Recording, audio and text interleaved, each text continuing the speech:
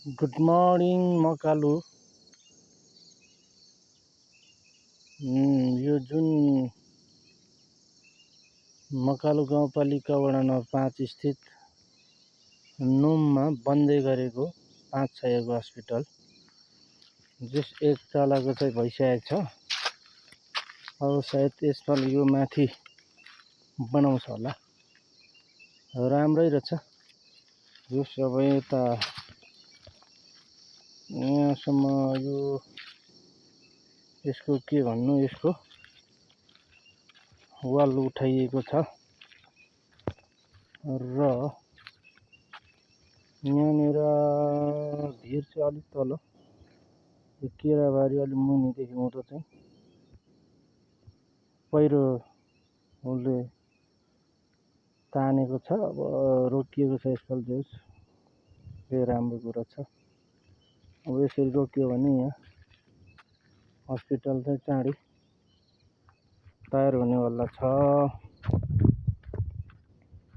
2 वर्ष भइसक्यो बनाउन थालेको हो नि त। अब 73 सालमा भने 74 मा चाहिँ कम्प्लिट होला। एक ढलान भएको छ अन्डरग्राउन्ड।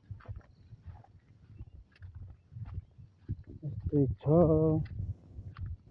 यहाँनिर। यो यसरी जोस लगाइएको छ वाल। पहिरो कहाँसम्म आएको रहेछ हौ। यहाँ तल एउटा बाटो थियो कृषिको, त्यो लैसक्यो रहेछ नि। यहाँ धेरै माथि आइसक्यो रहेछ। यसरी बनाइएको छ। यो कति हो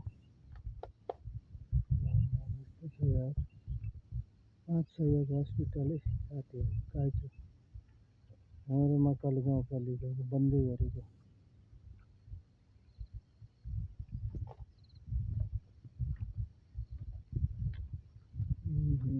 कम्पाउन्ड भन्नाले उठाएको छ साथीहरूले। यता पनि त्यस्तो रहेछ।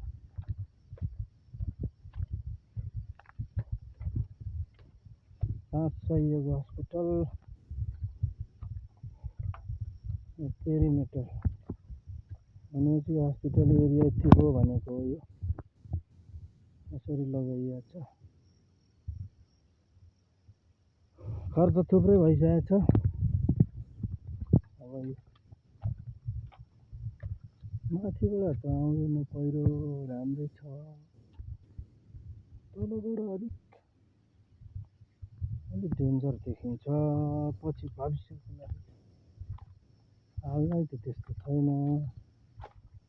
यहाँबाट चाहिँ के हो, बाटो हो कि के छ बनाएको रहेछ। यता सिडी हो कि पानी पठाएको हो कि के चाहिँ रहेछ त हौ। यो पानी कोठाको होला सायद। ओहो, यहाँ पनि त यत्रो बाढी आउँदो रहेछ। यहाँबाट नि जनक दिँदो रहेछ नि त। यो पारी भए चाहिँ अलिक बलियो हुन्थ्यो होला सायद। यो जङ्गलभित्र त्यहाँ पनि अर्काको हो जग्गा दिने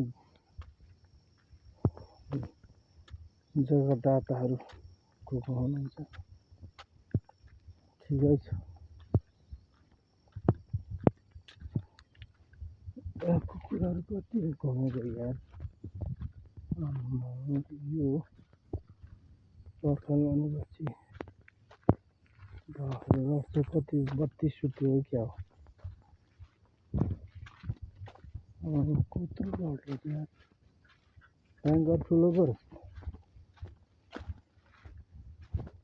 अम्मा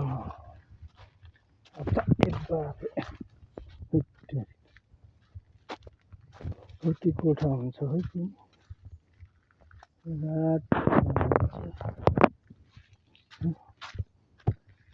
अब यहाँबाट उठ्ने होला साथीहरू, गाई चरु हो।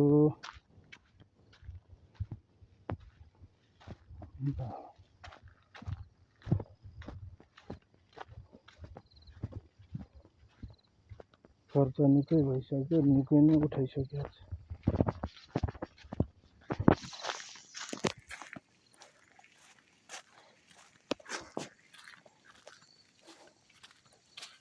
र यहाँ सिमेन्ट चाहिँ अब उब्रेको सिमेन्टले काम नलाग्ने भएको छ हौ। थुप्रै यार महँगो पर्छ यार यहाँ त।